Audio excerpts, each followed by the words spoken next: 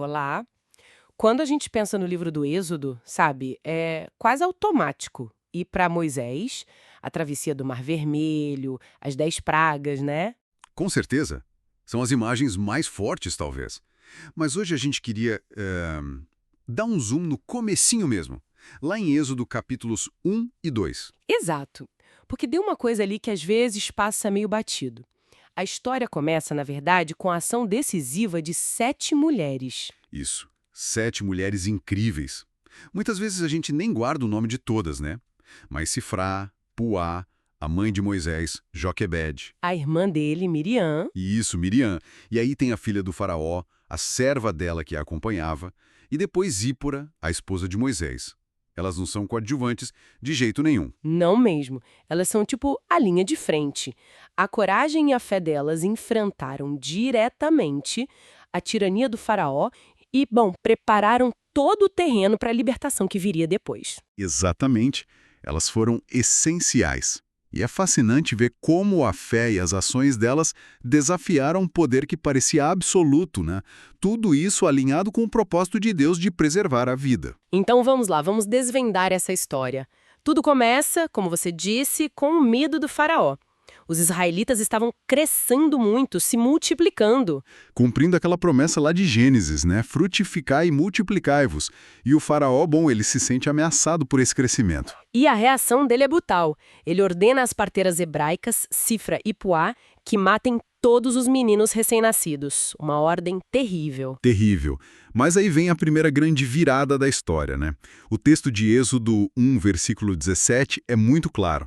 Diz que elas temeram a Deus. Mais do que ao faraó. Exatamente. Esse temor a Deus foi maior que o medo do poder humano. E por causa disso, elas simplesmente desobedeceram à ordem real. E deixaram os meninos viver. Isso, deixaram viver. A palavra hebraica usada aí é kaiá. E o interessante, a ironia da coisa, é que o próprio faraó, na ordem dele, tinha mandado deixar as meninas viverem, Ah, é verdade. usando a mesma raiz verbal, kaiá. Talvez ele achasse que as mulheres eram inofensivas sem poder. Mas são justamente essas mulheres, as parteiras, que usam o poder de trazer e proteger a vida para desafiar o plano de morte dele. Que coisa impressionante. E elas ainda tiveram uma astúcia, uma inteligência para lidar com a situação quando o faraó as chamou, né? Totalmente. Elas não só desobedeceram, mas criaram uma desculpa.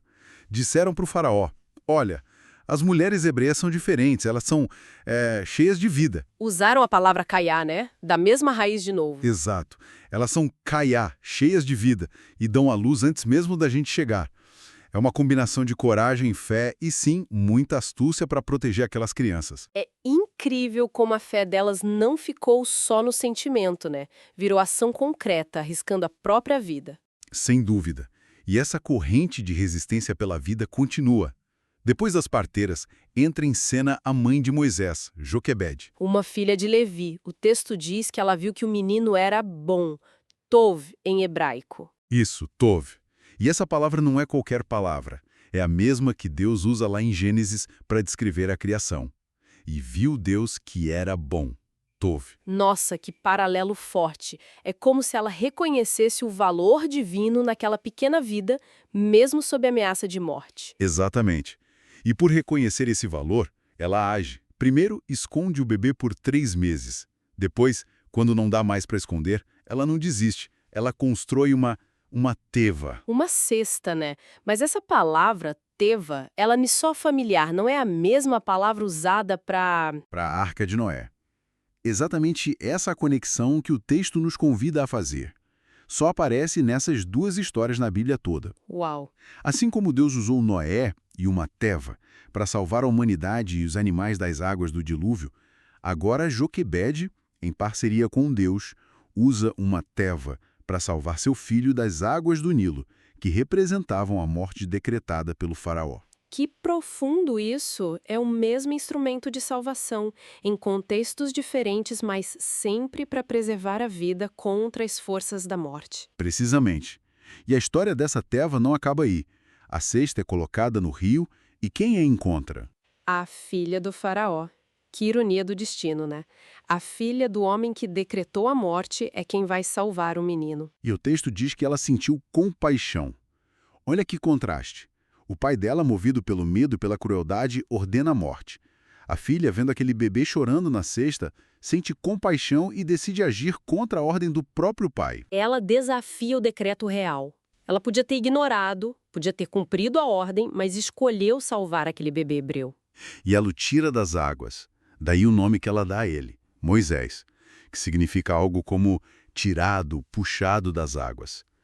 A própria ação de salvação dela dá nome ao futuro libertador. E não podemos esquecer de Miriam, a irmã de Moisés, que estava ali, observando tudo de longe. Que menina corajosa também. Muito corajosa. Ela não ficou só olhando, ela viu a princesa pegar o bebê, viu a compaixão dela e teve a ousadia de se aproximar. E oferecer ajuda, né? Sugerir uma ama de leite hebreia para cuidar do menino. Exato, uma estratégia brilhante. E quem ela chama? A própria mãe de Moisés. É perfeito. A mãe pode criar o próprio filho, pago pela casa do faraó, e o menino fica seguro. Que trama! É uma colaboração improvável, né? Você tem a princesa egípcia, a irmã hebreia adolescente, a mãe hebreia, mulheres de lados que deveriam ser opostos, mas que se unem ali naquele momento por um propósito maior: garantir que aquela vida fosse preservada. Elas superam as barreiras sociais, políticas, tudo. Essa rede de proteção feminina é impressionante e ela vai além das fronteiras do Egito, né? Tem a 7ª mulher dessa história. Sim, Zípora, a esposa de Moisés, que não era israelita, era midianita. Ela entra na história depois quando Moisés já é adulto e foge do Egito. Primeiro, ela e a família dela dão refúgio para Moisés, né? Acolhem o fugitivo. Exatamente. Oferecem hospitalidade, um lugar seguro, e depois tem aquela passagem bem misteriosa, né? Lá em Êxodo, capítulo 4. Ah, sim, aquela que Deus parece que vai tirar a vida de Moisés na estalagem. É um texto bem difícil de entender. É difícil mesmo. Os detalhes são um pouco obscuros, mas o ponto central é que naquele momento de crise, de confronto divino, quem age de forma decisiva é Zípora. Ela realiza a circuncisão no filho deles ali na hora. Isso. E com essa ação rápida, ligada à aliança de Deus com Abraão, ela de alguma forma aplaca a ira divina ou cumpre uma exigência que estava pendente. O texto diz que assim o Senhor o deixou. Então, ela salva a vida de Moisés de novo. Primeiro, dando refúgio e agora intervindo nesse momento crítico com Deus. Exatamente. A ação dela foi crucial. Sem a Zípora ali naquele momento, talvez a missão de Moisés de libertar o povo tivesse acabado antes mesmo de começar. Nossa, juntando todas essas histórias, Sifra, Puá, Joquebed, Miriam, a filha do faraó, a serva, Zípora, o que a gente vê é um quadro impressionante. É uma verdadeira linha de frente. Essas 7 mulheres, cada uma a seu modo, com seus recursos, sua fé, sua coragem, formaram a primeira resistência contra a opressão e a cultura de morte imposta pelo faraó. Elas não são só personagens secundárias que ajudaram Moisés. Elas são as arquitetas do início da redenção. Perfeitamente colocado. O faraó representa o poder humano que se infla, que quer controlar a vida e a morte, se opondo diretamente ao Deus que é o doador da vida. E essas mulheres, em contraste total, se alinham com Deus. Elas agem com coragem, com sabedoria, às vezes até com astúcia e principalmente com fé, se tornando parceiras de Deus na proteção e na nutrição da vida. Tem uma teóloga, Phyllis Stribble, que tem uma frase ótima sobre isso. Ela diz que essas mulheres formam uma colagem de mulheres unidas para a salvação. Elas transcendem as diferenças sociais, políticas e étnicas. Unidas por um propósito comum: salvar vidas. O Êxodo, a grande história da libertação, começa com elas. Começa por causa das ações específicas delas. Exatamente. A libertação não começa com um ato de poder militar, mas com atos de coragem e compaixão focados em preservar uma vida, a vida de Moisés, que depois lideraria o povo. Faraó claramente subestimou o poder daquelas mulheres, né? Ele mandou deixar as meninas viverem achando que não representavam uma ameaça. E elas provaram o contrário. Fortalecidas por Deus, agindo em linha com o caráter dele, elas mostraram que a verdadeira força não está em oprimir e matar, mas em proteger, nutrir e gerar vida. Que lição poderosa que fica ali, logo no início do Êxodo. Fica mesmo. E nos deixa pensando, né? Como a nossa própria compreensão sobre o que é liderança, sobre o que é coragem, sobre como Deus age no mundo, como tudo isso muda quando a gente tira essas mulheres das margens da história e as coloca no centro, onde elas realmente estavam. É verdade. Reconhecer o protagonismo delas no início de uma das maiores narrativas de libertação da história. Isso muda muita coisa na nossa perspectiva. Muda sim. É algo para a gente continuar refletindo, com certeza.